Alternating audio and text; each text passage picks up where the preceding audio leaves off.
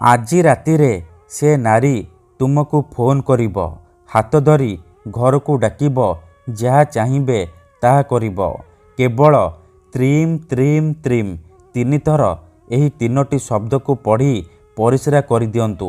ତାପରେ ଦେଖିବେ ଚମତ୍କାର। ହଁ ଫ୍ରେଣ୍ଡସ୍, ଯଦି ଆପଣ ସୁନ୍ଦରୀ ଝିଅ ବା ପଡ଼ିଶା ଘର ଭାଉଜର ସୁନ୍ଦରତାକୁ ଦେଖି ତା ଆଡ଼କୁ ଆକର୍ଷିତ ହେଉଛନ୍ତି, ତାକୁ ପଟେଇ ତାଠାରୁ ନିଜର ମନ ମୁତାବକ କାମ ହାସଲ କରିବାକୁ ଚାହୁଁଛନ୍ତି, କିନ୍ତୁ ଯେତେ ଚେଷ୍ଟା କଲେ ମଧ୍ୟ ତାକୁ ପଟେଇ ପାରୁନାହାନ୍ତି, ତେବେ ଆଜିର ଏହି ଭିଡ଼ିଓଟି ଆପଣଙ୍କର ଇଚ୍ଛାକୁ ପୂରଣ କରିବ। ଏଥିପାଇଁ ଆପଣଙ୍କୁ ବେଶୀ କିଛି କରିବାକୁ ପଡ଼ିବନି। କେବଳ ତ୍ରିମ୍ ତ୍ରିମ୍ ତ୍ରିମ୍ ଏହି 3ଟି ଶବ୍ଦକୁ 3 ଥର ପଢ଼ିକି ପରିସ୍ରା କରିବାର ଅଛି। ଗ୍ୟାରେଣ୍ଟି ଦେଉଛି ଆଜି ରାତିରେ ଗୋଟିଏ ଥର କରିକି ଦେଖନ୍ତୁ, ସେ ଝିଅ ହେଉ ବା ବିବାହିତା ଭାଉଜ ତୁମ ପାଖକୁ ଆସିବା ପାଇଁ ବାଧ୍ୟ ହେବ। ଯାହା ଚାହିଁବେ ତାହା କରିବ। ଏହି ବଶୀକରଣ ଏତେ ଶକ୍ତିଶାଳୀ କି ଏହାର ପ୍ରୟୋଗ କେବେ ବି ଖାଲି ଯାଇନି। ଯିଏ ବି ଏହାକୁ କରିଛି 100ରୁ 100% ସଫଳ ହେଇଛି। ତେଣୁ ଯଦି ଆପଣ ନିଜ ପସନ୍ଦର ଝିଅକୁ ପଟେଇବାକୁ ଚାହୁଁଛନ୍ତି, ପଡ଼ିଶା ଘର ଭାଉଜକୁ ପଟେଇବାକୁ ଚାହୁଁଛନ୍ତି, ତେବେ ମାତ୍ର ଥରେ ଆଜି ରାତିରେ ତ୍ରିମ୍ ତ୍ରିମ୍ ତ୍ରିମ୍ ଏହି 3ଟି ଶବ୍ଦକୁ 3 ଥର ପଢ଼ିକି ପରିସ୍ରା କରିଦିଅନ୍ତୁ। ତାପରେ ଦେଖିବେ ଚମତ୍କାର। ନମସ୍କାର ଫ୍ରେଣ୍ଡସ୍, ଓଡ଼ିଆ ଫଣ୍ଡା ଚ୍ୟାନେଲକୁ ଆପଣମାନଙ୍କୁ ସ୍ୱାଗତ। ଯଦି ଆପଣ ଝିଅ ପଟେଇବାକୁ ଚାହୁଁଛନ୍ତି, ବିବାହିତା ନାରୀକୁ ପଟେଇବାକୁ ଚାହୁଁଛନ୍ତି, ତେବେ ଆଜିର ଏହି ଭିଡ଼ିଓଟି ଆପଣଙ୍କର ଇଚ୍ଛାକୁ ପୂରଣ କରିବ। କାରଣ ଆଜିର ଏହି ଭିଡ଼ିଓଟିରେ ମୁଁ ଆପଣଙ୍କୁ ଶିଖେଇବି ଝିଅ ପଟେଇବା ପାଇଁ ବଶୀକରଣ ବିଦ୍ୟା, ନାରୀ ମୋହିନୀ ବଶୀକରଣ ବିଦ୍ୟା, ଯାହାକୁ ପ୍ରୟୋଗ କରି ଆପଣ ସୁନ୍ଦରୀରୁ ସୁନ୍ଦରୀ ଝିଅକୁ ମୁହୂର୍ତ୍ତକ ଭିତରେ ପଟେଇ ପାରିବେ, ବିବାହିତା ମହିଳାକୁ ମୁହୂର୍ତ୍ତକ ଭିତରେ ପଟେଇ ପାରିବେ। ଏଥିପାଇଁ ଆପଣଙ୍କୁ କୌଣସି ପ୍ରକାର ମନ୍ତ୍ରତନ୍ତ୍ର କରିବାକୁ ପଡ଼ିବନି କିମ୍ବା କିଛି ବି ପଇସା ଖର୍ଚ୍ଚ କରିବାକୁ ପଡ଼ିବନି।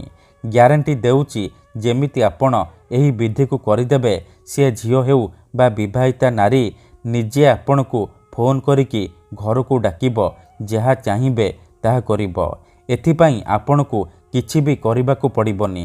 କେବଳ ତ୍ରିମ୍ ତ୍ରିମ୍ ତ୍ରିମ୍ ଏହି 3ଟି ଶବ୍ଦକୁ 3 ଥର ପଢ଼ିକି ପରିସ୍ରା କରିବାର ଅଛି। ଏହି ବଶୀକରଣ ଏତେ ଶକ୍ତିଶାଳୀ କି ଏହାର ପ୍ରୟୋଗରେ ଆପଣ ଶାଶୁ, ନଣନ୍ଦ, ଦିଅର, ଭାଉଜ କାହାକୁ ବି ନିଜ ବଶରେ କରିପାରିବେ। ତାଠାରୁ ନିଜର ମନ ମୁତାବକ କାମ ହାସଲ କରିପାରିବେ। ଠିକ୍ ଅଛି, ତେବେ ଏହି ବଶୀକରଣ ଆପଣ କିପରି କରିବେ, କେମିତି କରିବେ, ଏହାର ପ୍ରୟୋଗ ବିଧି କ'ଣ, ମୁଁ ଆପଣଙ୍କୁ ଶିଖେଇବି। ସମ୍ପୂର୍ଣ୍ଣ ପ୍ରୟୋଗ ବିଧି ଠିକ୍ ଭାବରେ ଶିଖେଇବି। ଜାଣିବା ପାଇଁ ମୋର ଆପଣମାନଙ୍କୁ ଅନୁରୋଧ କି ଆପଣ ଭିଡ଼ିଓଟିକୁ ମୂଳରୁ ଶେଷ ପର୍ଯ୍ୟନ୍ତ ପୁରା ଧ୍ୟାନ ସହିତ ଦେଖିବେ। ଅଧାରୁ ଛାଡ଼ିକି ପଳେଇଲେ କିମ୍ବା କାଟି କାଟି ଦେଖିଲେ ଆପଣ କିଛି ବି ବୁଝିପାରିବେନି। ପରେ ଆପଣ କହିବେ, ଗୁରୁଜୀ ଆପଣଙ୍କର ବଶୀକରଣ କାମ କରୁନି। ତେଣୁ ମୋର ଆପଣମାନଙ୍କୁ ଅନୁରୋଧ କି ଆପଣ ଭିଡ଼ିଓଟିକୁ ପୁରା ଧ୍ୟାନ ସହିତ ଦେଖନ୍ତୁ, ପ୍ରୟୋଗ ବିଧିକୁ ଠିକ୍ ଭାବରେ ବୁଝନ୍ତୁ, ତାପରେ ଆପଣ ବଶୀକରଣ କରିବା ପାଇଁ ଯିବେ। କାହିଁକି ନା ତ୍ରିମ୍ ତ୍ରିମ୍ ତ୍ରିମ୍ ଏହି 3ଟି ଶବ୍ଦକୁ ଯିଏ ବି ପଢ଼ିକି ପରିସ୍ରା କରିଛି 100ରୁ 100% ସଫଳ ହେଇଛି। ଆପଣ ଭାବୁଛନ୍ତି କି ଏହି ବଶୀକରଣ କାମ କରିବନି? ମୁଁ ଗ୍ୟାରେଣ୍ଟି ଦେଉଛି ଏହି ବଶୀକରଣ କାମ କରିବ। କାହିଁକି ନା ଏହି ବଶୀକରଣକୁ ପୂର୍ବରୁ ପ୍ରୟୋଗ କରିକି ଦେଖାଯାଇଛି। ଏହି ବଶୀକରଣ ସାହାଯ୍ୟରେ ହଜାର ହଜାର ଲୋକମାନେ ଲାଭବାନ ହେଇଛନ୍ତି। ତେଣୁ ଆପଣ ବି ମାତ୍ର ଗୋଟିଏ ଥର ମୋ କଥା ମାନି ତ୍ରିମ୍ ତ୍ରିମ୍ ତ୍ରିମ୍ 3 ଥର କହି ପରିସ୍ରା କରିଦିଅନ୍ତୁ। ତାପରେ ଦେଖିବେ ଚମତ୍କାର। ଠିକ୍ ଅଛି, ତେବେ ଏହି ବଶୀକରଣ ଆପଣ କିପରି କରିବେ, କେମିତି କରିବେ, ଚାଲନ୍ତୁ ଜାଣିବା।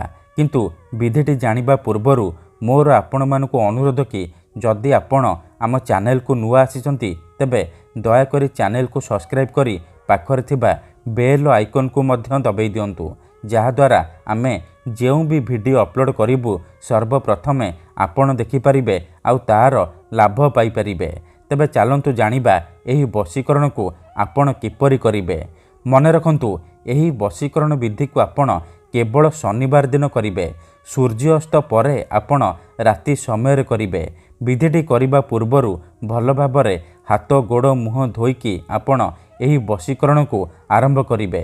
ପ୍ରଥମେ ଆପଣ କ'ଣ କରିବେ, ଖଣ୍ଡେ ସାଧା କାଗଜ ଆଣିବେ, କଳା ରଙ୍ଗର କଲମ ଆଣିବେ।